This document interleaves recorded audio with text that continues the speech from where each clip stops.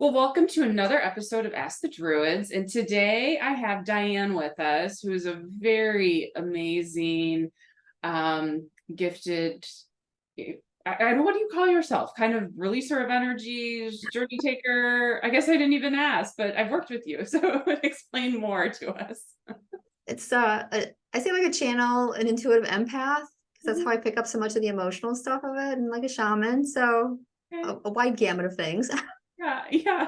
So why don't you explain to them what you do exactly? Because I know I've experienced it, both several different things that you do through different sessions, but I'm sure everyone else would be like, okay, what does she do? What are her gifts? So Perfect. I am Diane Shaver. I'm the creator of Sacred Light Integrations. I do connect with, I do channel, just like with the Arcturians on various healing related topics, but mostly individuals. When I connect with them, they're angels and guides. My services have a lot to do, work with a lot with emotions. Emotions happen, of course, and they become barriers within us if they're not processed correctly. I also do the guided journeys, which we had done, and just tap into different places on the earth, and uh, just various other energetic modalities. I've done such a wide gamut throughout my own healing journey. So it's allowed me to experience other things, but the channel, the guided journeys, shamanic work, and uh, anything with the elementals. I love being out in nature. So yeah. yeah, yeah, I've done one of your journeys before, your astral travel journeys, and I've done two of your emotion sessions at Questions. Sleeping Yeah. Nuns, and they're very powerful for sure. I shifted a lot and was really able to help me heal as well. So Well, and you provided some great information for me on your channelings too, which I was amazed by. They were fantastic. So thank you for that. of course. Well, and today we're going to do some more channeling on some pretty cool topics. So why don't you tell us what our topics are for today? Well, you and I had done that journey, so I thought we would connect and ask with the Druids about just getting some general information about, ley lines and the sacred power spots, holy areas are considered. Um, I visited so many different places, either astral travel or physically going to places, and felt literally shifts in my energy. So I'm anxious to hear what, the Druids could share with that, and how other people can maybe benefit from some of the information they have. Yeah, absolutely. I love it. All Perfect. right. Any questions before we get started? Nope. No. Okay. All right. If you think about the energetic grid along the planet and the universe, and you think about each being or each place that is currently on there, it is coming up into the grid to allow for it to feed on the energy, to make it to its own, and also releasing back into the grid to allow for energy to continue to come and go. And so when you think about these different spaces in time, when you think about these places or how the grid is laid out, it allows for all of this energy to flow in a very smooth way, as it is very specific in how it is laid out. But no one understands that even though you look at it and you think about it as a grid, it is constantly flowing in all different directions. So it can use the main pathways, but it can also jump in between. It can allow for this movement. And the grid is just not flat, but it also extends up and down from it to allow for energy to be felt and know where it is. That is why you feel so many things that are in different places. That's why an energy will connect with you more than it will with others, because the energy may be more condensed there.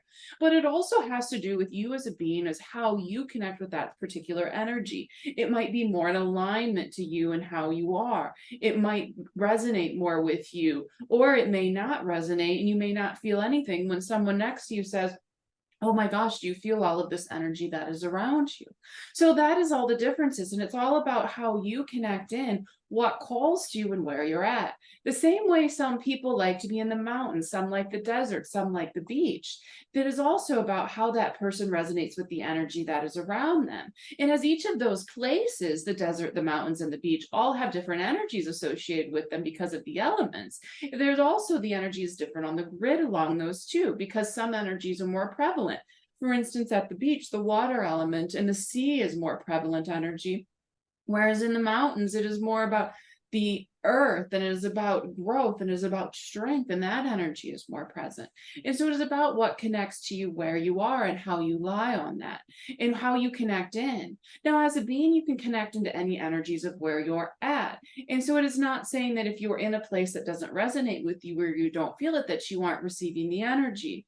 But instead is about saying that as these all are coming together, and if you can connect in, even say if you go to the desert that doesn't connect with you, but you say, I'm going to allow this energy to come through me. I'm going to allow myself to really tap into that placement and truly allow for me to feel this. You will then at least pick up what is there to then be able to move on to another place or another state. And so as you are doing that, it allows for you to feel that and then compare it or look at a different energy. Or you may be picking up the fire energy of transmutation and transformation. And then say you want to go and you end up being by the water, or you more into the water energy. Well, and that's just going to help douse some of that. It's just going to help shift and change some of that. So that is how you can look at it from a completely different perspective, is that it is about taking what you need and you may have to send it someplace else. You may bring that transformational energy into another place to allow for that to be fed on others. And so that will allow for that shifting in that grid to continue to go, but you to pick up and move what is there. Does that make sense to you thus far based on a human placement perspective? Yes, so I just want to clarify with that. So you're saying that I could pick up some energies that would be beneficial to others and bring that to a location to help them? Of course. So you have to look at space and time as that they aren't exactly there when you look at it from an energetic perspective. Yes, from a human perspective, you have space and time. So you're in one place, you pick up the energy and you take it to another place. Okay, that is how you do the same thing. You can pick up something, a piece of dirt here, and you could take it to another place. And so that is just about the movement, but energy is the same. But now we want you to think one spot beyond that into that. If there is no space and time, how does this work? And that is where this journeying comes in, astro traveling. That is how you can find yourself in another place through meditation, through intention, through dreams, through all of these things that will allow for you to truly be in that place. And that is when you can go somewhere and still feel that energy, still bilocate in a way that allows for your soul and energy to be there, even if the physical body is not there yet. That will still allow you to pick up that energy and feel that energy. Does that make sense then? Yes, very much so. Thank you. Course. So now as you are on this placement, so now as you are energetically shifting to this other state, because remember, there's no place and time that you can move, and there's no space either, so you can move between these. So that is why when you do some of these journeys and you go elsewhere and you feel that energy and you connect with that energy and you know it is there, that is when you truly feel that, okay, I'm reconnected to what there is. I know what is here. I know where I'm going, and I know how I need to utilize this in moving forward. And so that allows for you then to pick up that energy and placement. When people say, oh, I love the energy of the desert, but I'm not in the desert and I can't get to the desert. Well, go there, energetically go there. Send your etheric body there to pick up that energy, to reconnect with that energy, to truly allow for you then to shift into the next plane and state. And that when you come back to the physical body, when the etheric body can re-inhabit and refills the physical body and surrounds it, the physical body will also pick that up. Because it is about what the etheric body and the physical body do, and working together is how more things are more laid out. It is how you know that there is this shifting in that they can both work. So instead of looking at it as just one physical, look at the two separate that operate as one, and how that they can utilize their skills and their abilities to continue to move forward on the plane and grow overall. Does that make sense to you? Yes, very much so. Okay. Could I, Of course. so the question would be like, is cleaning up our energy body beneficial? Does that make the energy more easily to integrate? Well, the same way you need to shed what no longer serves you on the physical, you still need to shed what no longer serves you on the energetic or the etheric body. Because if you don't clean off what is there, so it's the same thing if you do not clean your body, you take a shower or a bath or rinse off through water, you will get caked on of old skin cells, of dirt, of other things that just build up because you are dirty and haven't cleaned it off. Now, that's a very physical 3D way to think about it, but the etheric body is very similar. It's Mhm. about cleansing that body as well of the energies that no longer serve it, the attachments, the beliefs, all of those things. And that is why people will use water, they will use sage, they will use smoke, they will use all of these different things to truly allow for things to let go and for so much more to come through. So, yes, it is important to clear it. And over time, it will clear itself. Things will slough off the same way. If you never wash your hand, things will continue to slough off. It's not like you will have a buildup of dirt or other things. But it is always good to utilize the elements and the energy that is there to just allow for more movement of the shifting of what no longer serves. Excellent. Thank you. Of course. What else do you have for us right now? Well, we've talked about, I mean, the energy, but I just want to clarify for the listeners and myself, is there a difference between physically visiting locations and visiting simply energetically, or is it all just energy? So if you think about it from a broader perspective, it is all just energy. So it doesn't matter if you're physically there or not. When you think about it from a human perspective, being there does do something for the ego and for the physical body.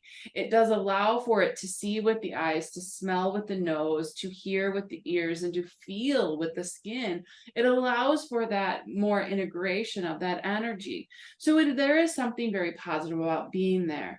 But if you are at that vibrational match, if you can allow for yourself to truly be in another place while you're not physically there, you will also pick up the energy. We also know that not all people can go to the places that would call to them or that resonate with them. And so that they may not be able to physically get there. But this is a great way for them to feel and see and truly be there, but just on an energetic plane instead of a physical plane. Thank you. Of course. What else? What we had been talking about, just going to the places, but does setting an intention before doing an astral travel or visiting a location, and setting the intention influence the energy exchange at all, or does the energy exchange happen either way? So the energy exchange is always going to happen either way, and it's based on what the soul wants you to know and have at that point in time. But an intention is always very positive as well. For an intention lays out what type of energy you're needing or what you're looking to get from it.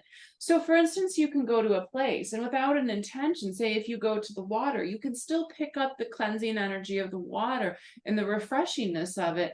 But if you go with an intention saying, this is how I'm looking for this energy to work with me, it will be stronger. It will be more there and more laid out, and you may notice it better. But it just allows for that. If you just go without that intention, sometimes what you get may not be what you realize or what you're looking for, but it is always beneficial to be there. So they both work, they're both just different. We would always suggest intentions are good, or to say, I'm just ready to accept what is of my utmost and highest, greatest good. Excellent. Thank you. I've There's been a lot of ancestral healing, it seems like, through many of my clients personally.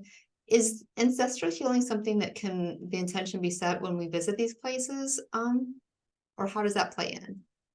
So ancestral healing, yes, can be helped when it's there, but ancestral healing takes more than just going to a place saying, I would like the ancestors to be healed. It is about understanding what that underlying energy is and what is there that is causing that bubble to come up, what needs to be cleared or cleaned off.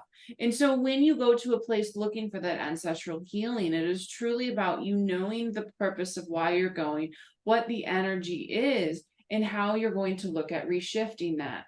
Because just saying, I would like all of my ancestral energy to be cleared, well, that will clear the positive, it will clear the negative, but it may not clear the underlying root.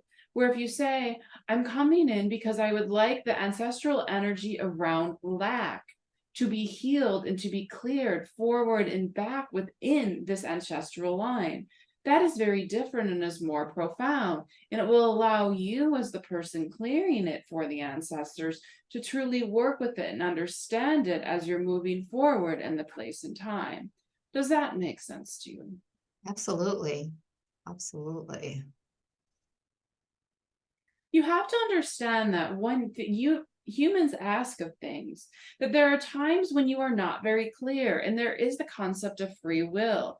And so free will is something that we will not get in the way of. Now, we can still guide or provide suggestions, but when you can be specific and clear to us on what you're exactly asking for, we can be even more specific in the information or what we provide to you that will assist you on that path. Because even with their free will, we will always provide assistance if asked.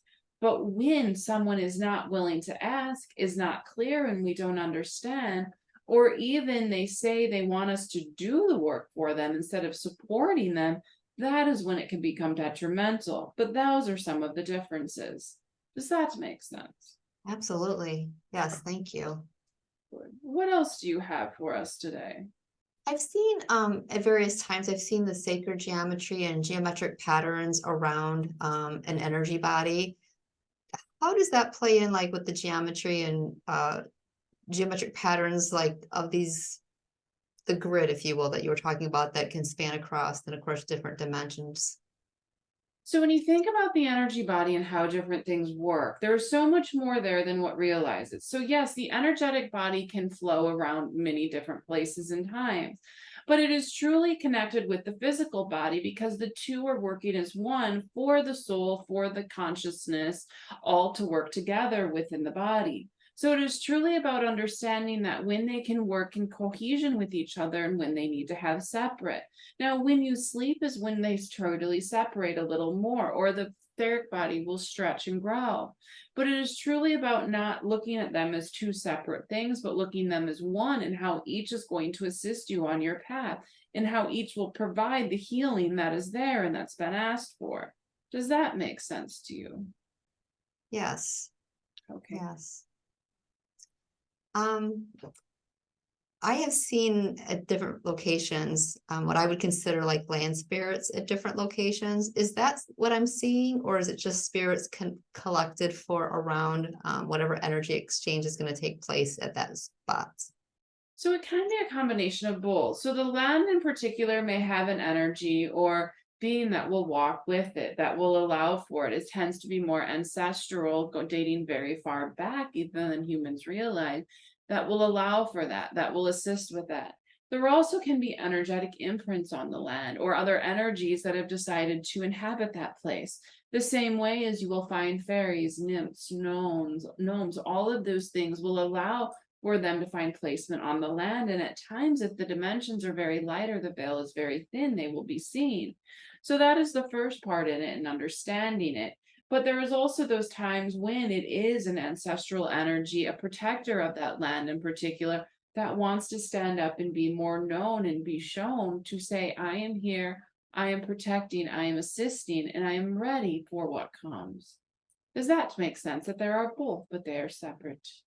Absolutely. Yes, thank you. The last question I have is regarding the power spots on the earth and these various energy centers. What is the correlation between like on the earth and in the constellation and the planets? Is there a connection between the two? So of course there is. So the same way you can think about from a human 3D energy grid that provides electricity to homes and to buildings and to other places, you have larger spots where most of the energy is contained and then it goes out from there. So the grid you can also look at from a very similar perspective, that the universe is providing energy in one direction that will allow for it to grow here and then we'll shift it into another place, or will allow for it to re-come together. And so that is how it looks at, is how what the differences is, how it can grow, how it can change, how it can shift. And so as you are looking at that, as you are having an understanding of how that works, it is more about you grasping and understanding that as things are coming together, you will also have a broader understanding that yes, that might be a power place there. It might be where one of the elements comes together and has more of a strong presence. And so all of that is connected. If you, because it's a universal grid, all of that that is connected on the earth plane is also part of the celestial realm. It is why that when a planet moves or shifts, that humans can feel it. The energy can feel it that is here on earth as well, that there will be differences. It is the same way the tide moves based on the moon placement. It is all of those things that all come together. So the grid itself, yes, you can see it as down here, but it also comes up in each of those energies that are part of the universe. The planets, the stars, the sun, the other beings and other energies that are out there are all a part of that and are all making an impact on the earth.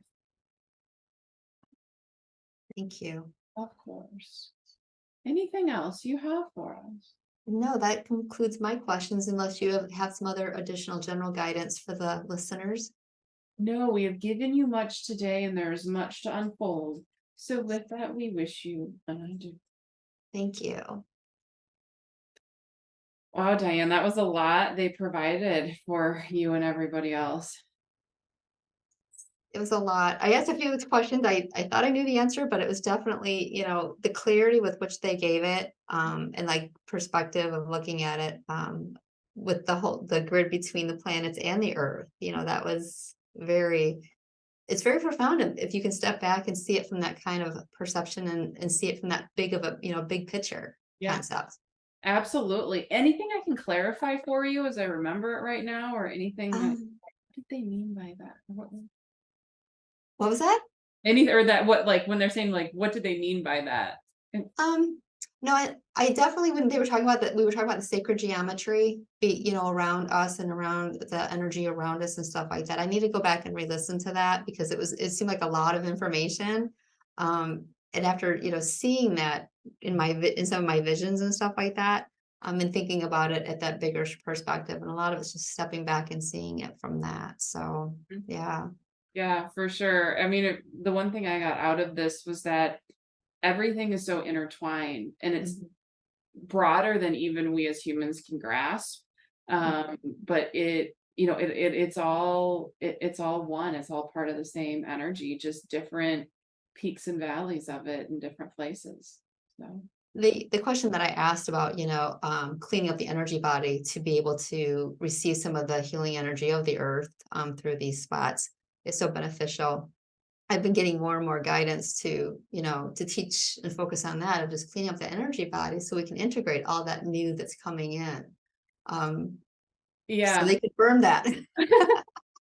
Well, and I like their example. It's like, yeah, you've got to clean the physical body. Like, why wouldn't you do the etheric body? And I see people, that, and I do it myself, I'll sage or I'll use tobacco, smoke, or other things to really help clear crystals and or water. And it's like, okay, and now I realize too, I need to put intention when I clear the etheric body instead of just saying, okay, it's clean. Like we run our hands under the water, and we go, okay, we've cleaned off the mud on our hands. It's truly about saying, okay, I'm ready to release what no longer serves me and make room for the next, because the next will come, but it just might, not be as fresh if it has some of the old to work through.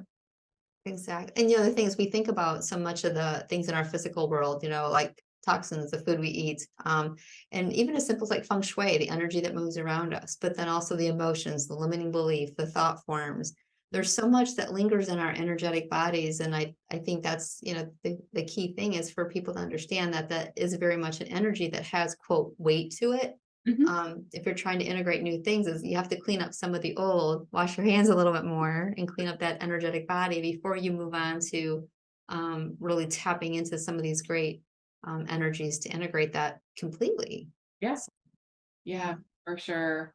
Well, this was such a fun topic today. I it love. was. Thank you so much for all that fantastic information. I'm so excited to re-listen to it, and of course, I take a lot of notes. So, Yes, you do, which is good. You're constantly learning and picking up information. Well, I really thank you for being on today. And for anyone who's looking to get a hold of Diane for one of her amazing sessions, her information will be down below. So definitely reach out to her, and get a session or learn more about what she does or her journey into becoming who she is today. So with that, I want to thank you. For those that are listening or watching, whatever platform you are on. If you have any other topics or people that you would suggest be a part of this, please reach out and let me know.